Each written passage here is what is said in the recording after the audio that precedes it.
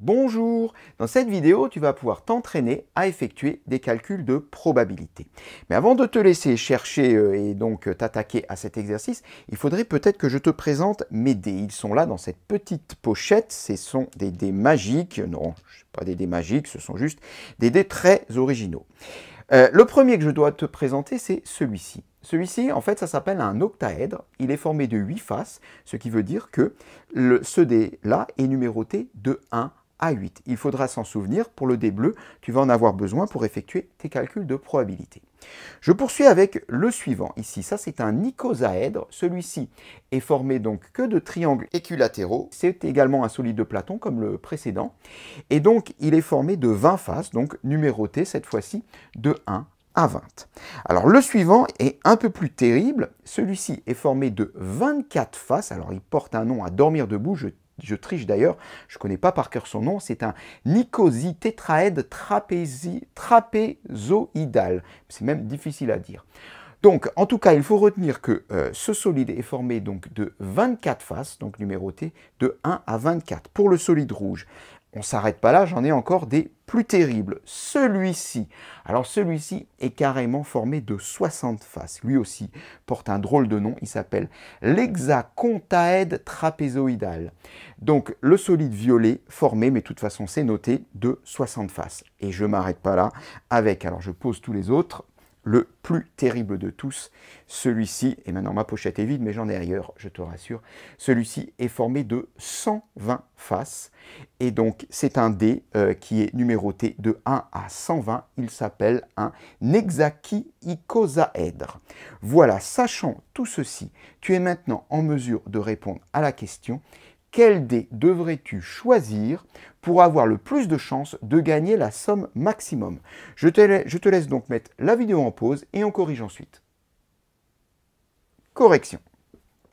La première question qu'il faut déjà se poser, c'est quelle est cette somme maximum? Et ensuite viendra une deuxième question, comment l'obtenir? Si on regarde, on peut gagner soit 2 €, on peut gagner 3 € ou on peut perdre 10 €. Alors attention, on pourrait penser que la somme maximum, c'est gagner 3 €. Alors, si tu es parti là-dessus, je suis désolé, mais il faut tout recommencer. Tu peux remettre en pause parce que ce n'est pas 3 € la somme maximum. On peut en fait gagner plus que 3 €. On peut en fait gagner 5 €.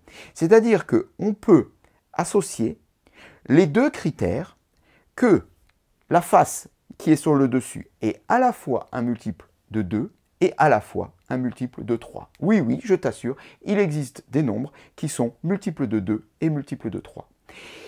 Donc, c'est 5 €. Mais attention également, c'est qu'il existe des nombres qui sont multiples de 2, multiples de 3 et multiples de 10. Cela nous embêterait beaucoup parce que si jamais on tombe sur un tel nombre, eh bien ça veut dire qu'on va gagner 2 € puisqu'il est multiple de 2, gagner 3 € puisqu'il est multiple de 3, donc j'en suis à 5 €. Mais ensuite, perdre 10 € et du coup, je suis perdant de 5 €. Donc, je ne suis pas du tout gagnant dans cette affaire. Donc, si je tombe sur un nombre qui est un multiple de 2, multiple de 3 et multiple de 10, eh bien, je suis perdant de 5 €. Ça ne convient pas. En tous les cas, une chose est sûre, la somme maximum qu'on puisse gagner, c'est 2 plus 3 €, c'est-à-dire 5 €. Ça, on peut déjà le noter. Mais comment l'obtenir? On a un peu déjà répondu à cette question. Bien, si je veux gagner 2 €, il faut que le nombre soit un multiple de 2. Si je veux gagner 3 €, il faut que le nombre soit un multiple de 3. C'est-à-dire qu'il faut que ça soit à la fois un multiple de 2 et un multiple de 3. C'est-à-dire qu'il faut que ça soit un multiple de 2 fois 3. Or, 2 fois 3, 6. Cela signifie qu'il faudrait que mon nombre soit un multiple de 6. Si j'obtiens, quand je lance mon dé, un multiple de 6, je vais gagner les 2 € parce qu'il est multiple de 2 et je vais gagner les 3 € parce qu'il est multiple de 3. On a déjà cette première indication. Ok, ça c'est bien, mais attention, il y a une troisième condition. On ne veut pas perdre les 10 € parce que sinon, c'est mort, on n'aura pas gagné les 5.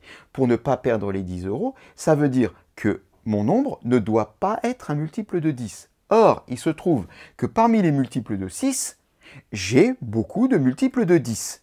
Comment les trouver? Eh bien, pour cela, il suffit de voir que 2 fois 3 fois 10, c'est forcément un multiple de 10. Alors, 2 fois 3, ça fait 6 fois 10, 60. Mais Ça voudrait dire que tous les multiples de 60 sont des multiples de 10, des multiples de 2 et des multiples de 3. Donc il faudrait que j'enlève tous les multiples de 60. Mais si je fais ça, j'en rate quelques-uns. Parce que en fait, dans 10, j'ai le facteur 2, et le facteur 2 était déjà là dans 2 fois 3. Ce qui fait que ce n'est pas par 10 que je dois multiplier, mais c'est par 5. Car regarde ce qui se passe. Ici, ce nombre est un multiple de 2, puisque 2 fois, est un multiple de 3, puisque 3 fois, est un multiple de 10, parce que 2 fois 5, 10 fois. Donc là, j'ai le facteur 10, en fait, qui est ici. Et ce qui veut dire que finalement, tous les multiples de 10, qui sont à la fois multiples de 2 et multiples de 3, eh bien, sont des multiples de 2 fois 3 fois 5, c'est-à-dire, ça on l'effectue, ça donne 30. Donc, ce qu'il faudrait, c'est garder tous les multiples de 6, mais parmi ceux-là, éliminer les multiples de 30. Et là, comme ça, on est tranquille, on est sûr de gagner 5 euros. Par exemple, si j'obtiens, donc sur le tout grand D, celui qui a 120 faces, si j'obtiens le nombre 90, le nombre 90, c'est bien un multiple de 6. Je peux essayer, diviser 90 par 6, ça marche bien. Donc on pourrait penser que ça gagne, ça. Or, 90 est un multiple de 30, ce qui veut dire qu'il est un multiple de 10, et du coup, ça ne gagne pas. Là, à ce moment-là, je vais perdre mes 10 euros, et donc je ne gagnerai pas, je ne serai pas bénéficiaire de 5 euros. Donc, on va dire que le nombre obtenu doit être un multiple de 6, mais pas un multiple de 30. Voilà, donc on garde tous les multiples de 6, on élimine tous les multiples de 30. J'ai envie de dire que cette deuxième partie que je viens d'expliquer, c'était pas indispensable de le faire. Bon, tu dois te dire là, derrière ton écran, alors pourquoi il l'a fait? Bon, parce qu'il y a quand même ici des notions d'arithmétique qui sont intéressantes.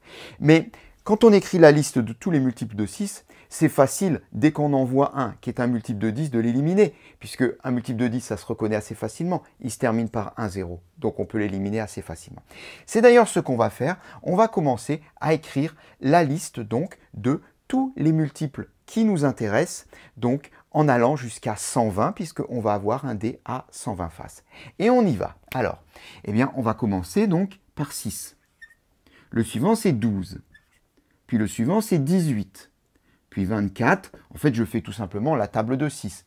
Puis 30. Puis 30. Tiens, non, pas 30. Celui-ci, on l'élimine. Donc, on ne voudra pas de 30. Après 30 vient 36, 42, 48, 54, 60. Ah non, pas 60, qui est un multiple de 30. On le voit bien, il se termine par un 0. Celui-ci risque de nous faire perdre 10 euros. Bon, décidément, voilà. On poursuit, on était à 60, donc 66, 72, 78, 84, 90, tu te souviens que 90, on n'en veut pas, c'est un multiple de 30. Après 90 vient 96, puis 102, puis 108, puis 114, puis 120, 120, on n'en veut pas, il se termine par 0, puis c'est un multiple de 30. Voilà, en fin de compte, avec nos dés, dès qu'on obtient un de ces nombres-là, eh bien, on est sûr d'avoir un multiple de 2, je gagne 2 euros, un multiple de 3, je gagne 3 euros, j'en suis donc à 5, et pas de multiple de 10, je ne perds pas donc mes 10 euros, j'ai donc ici la somme maximum gagnée. Une fois qu'on a fait tout ça, eh bien, j'ai envie de dire, on a déjà fait le plus gros. Maintenant, on va pouvoir, dé par dé, regarder lequel nous donne la probabilité la plus grande d'obtenir ces 5 euros, c'est-à-dire d'obtenir à la fois un multiple de 2, un multiple de 3 et pas un multiple de 10. On commence par le dé bleu. Alors, le dé bleu a 8 faces, ce qui veut dire que déjà, là au moins, quand je lance le dé bleu, une chose est sûre, je ne peux pas perdre 10 euros. Parce que là-dedans, il n'y a pas de multiple de 10, puisque ça s'arrête à 8. Par contre, j'ai quand même moyen de gagner ici, avec le 6. Avec le 6, donc, qui est ici, je peux effectivement gagner mes 5 euros. Donc, on a quoi? On a juste seulement une possibilité de gagner, puisque j'ai juste le 6. Donc, la probabilité, elle est de 1 sur Sur combien de possibilités en tout? Sur 8. J'ai donc une chance sur 8 d'avoir ce 6, et donc j'ai une chance sur 8 de gagner les 5 euros. On peut en donner une valeur décimale, comme ça sera plus facile pour comparer ensuite, c'est 0,125. Voilà donc pour le dé bleu. Le dé orange, tu te souviens, l'icosaèdre, si je lance le dé orange, eh bien, je peux obtenir 1, 2, 3 jusqu'à 20, ce qui fait que ça s'arrête ici, donc au plus, ça concerne ces trois nombres-là, le 6, le 12 et le 18. C'est pas mal là, parce qu'avec l'icosaèdre, j'ai 3 chances de gagner. J'écris de nouveau P, je vais à chaque fois écrire P comme probabilité, donc pour pas trop alourdir l'écriture.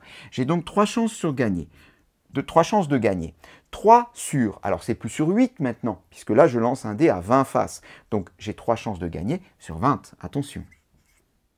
Et quand tu divises 3 par 20, tu trouves 0,15. Ah, bah c'est déjà mieux. Donc si entre les deux premiers dés, si je devais en choisir un, je choisirais plutôt le dé orange, l'icosaèdre. On poursuit avec le dé rouge. Alors, on poursuit avec le dé rouge, celui qui a un drôle de nom qui s'appelle l'icositetraèdre trapézioïdal. Celui-ci a 24 faces, on a dit, donc ça sera sur 24 qu'il faudra calculer la probabilité.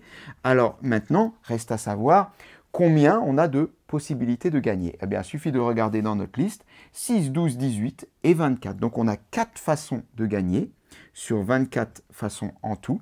4 sur 24, bon, ça se calcule et ça se simplifie même. Ça fait du 1/6, soit environ 0,17 si on arrondit donc au centième.